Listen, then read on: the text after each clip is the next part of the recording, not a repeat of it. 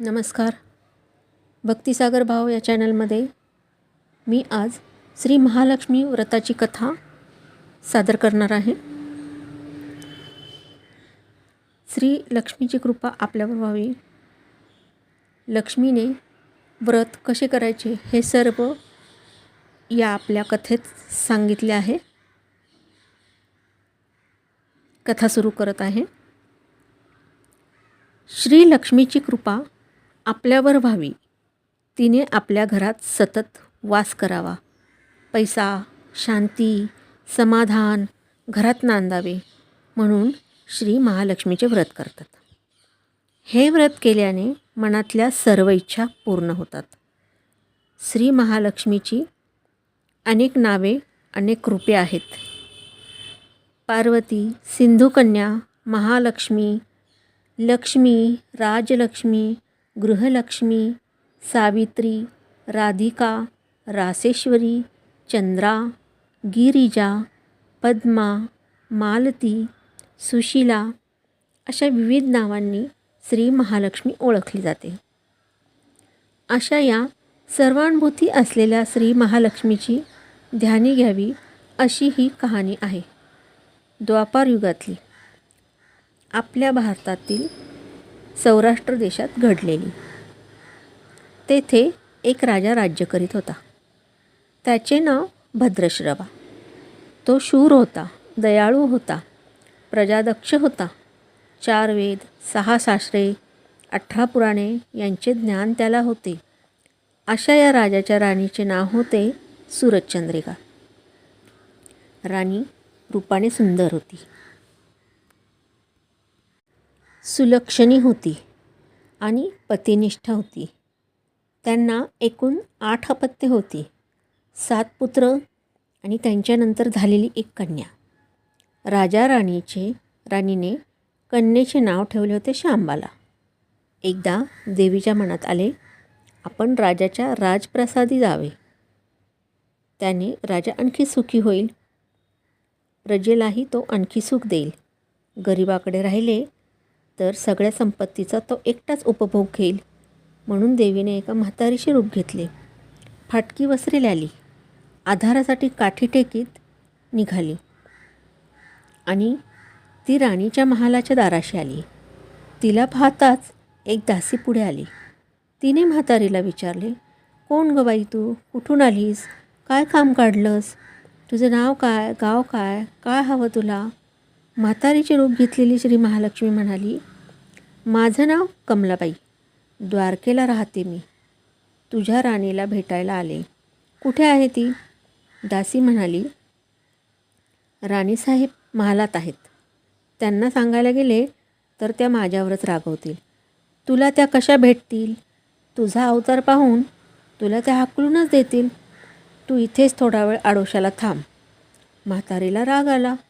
ती संतापून म्हणाली, तुझी राणी गेल्या जन्मी एका वैश्याची पत्नी होती.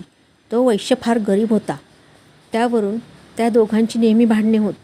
नवरा तिला मारहाण करी. या त्रासाला कंटाळून एक दिवस ती घर सोडून गेली आणि जंगलात उपाशी तापाशी पटकू लागली. तिची ती अवस्था पाहून मला तिची दया आली. मी तिला ऐश्वर्य, सुख आणि संपत्ती देणाऱ्या श्री महालक्ष्मी व्रताची माहिती सांगितली. त्याप्रमाणे तिने ते व्रत केले. तिच्या व्रताने महालक्ष्मी प्रसन्न झाली. तिचे दारिद्र्य संपले. तिचे घर संपत्ती समृद्धीने भरले. तिच्या जीवनात आनंद भरला. मृत्यूनंतर लक्ष्मी व्रत केल्यामुळे ती दोघे पती पत्नी लक्ष्मी लोकात, राजलोकात वैभवात राहिली. या जन्मी त्यांचा जन्म राजकुळात झाला आहे. देवीच्या कृपेने ती आता राणीपदावर बसली आहे. म्हातारीची बोलणी ऐकून दासीच्या मनात जिज्ञासा निर्माण झाली. तिने म्हातारीला पाणी दिले, नमस्कार केला आणि म्हणाली, मला सांगाल ते व्रत? मी करेन ते नेमाने. उठणार नाही, मातणार नाही, घेतला असा टाकणार नाही. म्हातारीने दासीला लक्ष्मी व्रताची माहिती सांगितली. मग ती उठली व काठी टेकीत निघणार तेवढ्यात राणी तरातरा महालातून बाहेर आली. फाटक्या वस्त्रातील म्हातारीला पाहताच ती संतापली आणि उर्मटपणे म्हणाली, कोण ग तू थेरडे? इथे कशाला आलीस? जा इथून. तिने पुढे होऊन म्हातारीला घालवून दिले. ती म्हातारी म्हणजे प्रत्यक्ष महालक्ष्मीच होती हे राणीला काही कळले नाही. राणीचा तो उर्मटपणा पाहून महालक्ष्मीने तिथे न थांबता स्वस्थानी जाण्याचे ठरवले. राणीचा महाल सोडून म्हातारी निघणार तोच एक मुलगी लगबगीने बाहेर आली. ती मुलगी होती राजकन्या शांबाला. तिने येऊन म्हातारीला नमस्कार केला. कळवळून म्हणाली, आजी, रागावू नका. माझी आई चुकली, तिच्यासाठी मला क्षमा करा. मी तुमच्या पाया पडते. राजकन्येचे ते बोलणे ऐकून श्री महालक्ष्मीला तिची दया आली. तिने शांबालाला लक्ष्मीव्रताची माहिती सांगितली. तो दिवस मार्गशीर्ष महिन्यातला पहिला गुरुवार होता. पुढे त्या दासीने लक्ष्मीव्रत केले. तिची स्थिती सुधारली. दासीपण सोडून ती संसार सुखाने राहू लागली. राजकन्या शांबालानेही भक्तिभावाने सांगितल्याप्रमाणे महालक्ष्मी व्रत केले. सगळे नियमधर्म पाळून दर गुरुवारी तिने व्रत केले. शेवटच्या गुरुवारी उद्यापन केले. लवकरच शांबालाचा विवाह सिद्धेश्वर नावाच्या राजाच्या मालाधर नावाच्या राजपुत्राशी झाला. तिला राजवैभव मिळाले. लक्ष्मीव्रताच्या प्रभावाने तिचा संसार सुखासमाधानाचा चालू लागला. पण इकडे भद्रश्रवा व राणी चंद्रिका यांना हळूहळू वाईट दिवस दिसायला लागले. त्यांचे राज्य गेले. त्यांचे सगळे वैभव ऐश्वर लयाला गेले. चंद्रिका राणी होती, ती स्थिती आता बदलली. अन्न पाण्यालाही ती महाग झाली. भद्रश्रवाला फार वाईट वाटे, पण तो तरी काय करणार. एक एक दिवस चिंतेने उगवत होता, तसंच मावळतही होता. एक दिवस भद्रश्रवाला वाटले मुलीकडे जावे, तिला पाहावे आणि 4-8 दिवस तिच्याकडे राहावे. त्याप्रमाणे तो जावयाच्या राज्यात आला. चालून चालून खूप दमला होता, म्हणून थोडा वेळ विश्रांती घेण्यासाठी तो एका नदीच्या काठी बसला.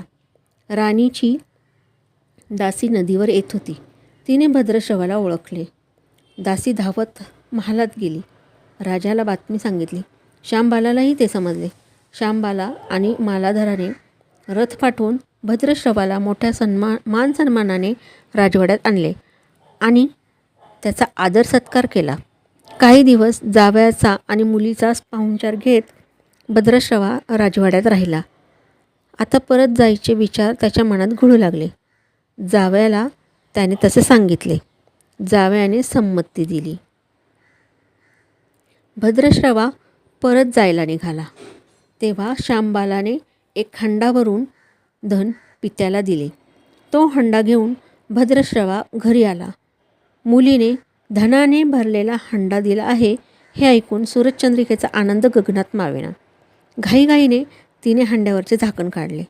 आत पाहिले तर काय, हंड्यात धन नव्हतेच, होते फक्त कोळसे. महालक्ष्मीच्या अवकृपेने हंड्यातल्या धनाचे कोळसे झाले होते. चंद्रिकेने कपाळावर हात मारून घेतला. भद्रश्रवा हा चमत्कार पाहून चकित झाला. दुःखाचे दिवस संपत नव्हते. दारिद्र्याचे भोग सुटत नव्हते. सूरजचंद्रिकेला एक एक दिवस काढताना जीव मेटाकुटीला येत होता. एक दिवस सूरजचंद्रिकेच्या मनातही लेकीला भेटायची इच्छा निर्माण झाली. त्याप्रमाणे ती लेकीच्या घरी जाण्यासाठी निघाली. तो दिवस मार्गशीर्ष महिन्यातील शेवटचा गुरुवार होता.